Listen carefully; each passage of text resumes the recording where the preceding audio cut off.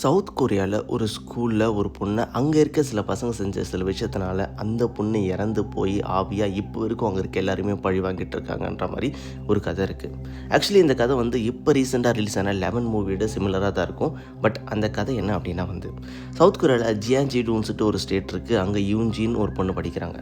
புதுசாக ஸ்கூலில் ஜாயின் பண்ணுறாங்க. அந்த ஜாயின் பண்ண பொண்ணை இருக்க பசங்களுக்கு எல்லாம் சுத்தமாக பிடிக்கலை. எதனால் அப்படின்னா அந்த பொண்ணு நல்லா படிக்கிறாங்க, இந்த பசங்கள்கிட்ட நல்லா மார்க் ஸ்கோர் பண்ணுறாங்க, டீச்சர்ஸ்க்கு ரொம்ப பெட்டாகவும் ஆகிறாங்க.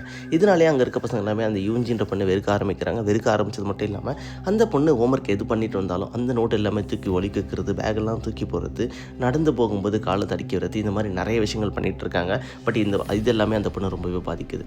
அந்த பொண்ணு எப்படியாவது இங்கிறது போயிட மாட்டோமா நினச்சிட்டு இருக்காங்க. பட் அந்த டைமில் ஒரு கெமிஸ்ட்ரி லேப், அந்த கெமிஸ்ட்ரி லேபில் அவங்க ஈக்குவேஷன்ஸ் எல்லாமே நல்லா வரும். பட் அந்த கெமிஸ்ட்ரி லேபில் இருக்க அந்த கெமிக்கல்ஸோட ஸ்மெல் அவங்களுக்கு பிடிக்காதுன்னு சொல்லிட்டு அங்கே டீச்சர்ஸ்கிட்ட சொல்லிட்டு இருக்காங்க. இதை அந்த பசங்க நோட் பண்ணுறாங்க. நோட் பண்ணி எல்லாரும் வெளியில் வரும்போது ஒரு 4 பேர் அந்த யூஞ்சின்ற பொண்ணு மட்டும் அந்த கெமிஸ்ட்ரி லேப்புக்குள்ளே தள்ளி விடுறாங்க. தள்ளி விட்டு டோரை லாக் பண்ணுறாங்க. டோர் லாக் பண்ணிட்டு அவங்களுக்குள்ளே பேசுகிறாங்க. அவ்வளோதான். இதுக்கப்புறம் யூன்ஜி நம்ம வழிக்கு வரமாட்டா அப்படின்ற மாதிரி பேசிட்டு வீட்டுக்கு போகிறாங்க. வீட்டுக்கு போயிட்டு மறுநாள் பார்க்குறாங்க. பார்க்கும்போது ஸ்கூலில் ஃபுல்லாகவே ஆம்புலன்ஸ் போலீஸ்மாக இருந்திருக்கு. எதனால் அப்படின்னா அந்த யூன்ஜின்ற பொண்ணு இறந்து போயிடுறாங்க. அதை நினச்சி இவங்களும் ரொம்பவே பயப்படுறாங்க, கில்ட்டாக ஃபீல் பண்ணுறாங்க. அந்த டைமில் இந்த விஷயம் இந்த பசங்க தான் பண்ணாங்கன்னு சொல்லிட்டு மற்ற பசங்க டீச்சர்ஸ்கிட்ட கம்ப்ளைண்ட் பண்ணுறாங்க. அது யூன்ஜியோட பேரண்ட்ஸுக்கும் தெரிய ஆரம்பிக்குது. யூன்ஜி பேரண்ட்ஸும் ரொம்ப கோவப்படுறாங்க. பட் கோவப்பட்டாலும் இங்கே இருக்க பேரண்ட்ஸ் எல்லாம், அதாவது இந்த பசங்களோட பேரண்ட்ஸ் எல்லாமே அவங்கள ரொம்ப கன்வின்ஸ் பண்ணுறாங்க. இது நீங்கள் பெரிய இஷ்யூ ஆக்காதீங்க, இஷ்யூ ஆக்கினா இங்கே இருக்க எல்லா பசங்களோட ஃப்யூச்சரும் பாதிக்கும் அப்படின்ற மாதிரி சொல்கிறாங்க. அதே மாதிரி ஸ்கூல் மேனேஜ்மெண்ட்டும் இது நீங்கள் பெரிய விஷயம் ஆக்குனீங்கன்னா ஸ்கூலோட ரெப்யூட்டேஷனுமே பாதிக்கும் அப்படின்ற மாதிரியுமே சொல்கிறாங்க. இதனால் யூன்ஜியோட பேரண்ட்ஸும் அமைதியாக போகிறாங்க. அமைதியாக போனாலும் யூன்ஜியோட ஆவி உங்களை சும்மா விடாது, கண்டிப்பாக பழியவங்கன்னு சொல்லிட்டு போகிறாங்க.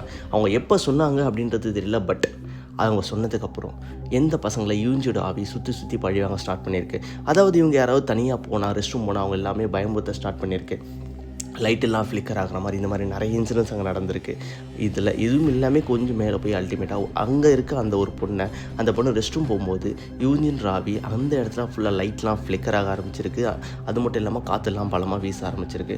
அந்த பொண்ணு முடிவு பண்ணிட்டு இருக்கா, யூன்ஜி வந்திருக்கா, நம்மளை ஏதோ பண்ண போகிறா அப்படின்னு சொல்லிட்டு பயந்து போய் ஒரு கண்ணாடி முன்னாடி போய் என்னை மன்னிச்சிரு யூன்ஜி அப்படின்ற மாதிரி அந்த பொண்ணு சொல்ல, அதுக்கப்புறம் யூன்ஜி நான் உன்னை மன்னிச்சிட்றேன், பட் இதுக்கப்புறம் இந்த மாதிரி விஷயத்த யாருக்கும் பண்ணாதீங்க அப்படின்ற மாதிரி சொல்லிட்டு போயிருக்காங்க.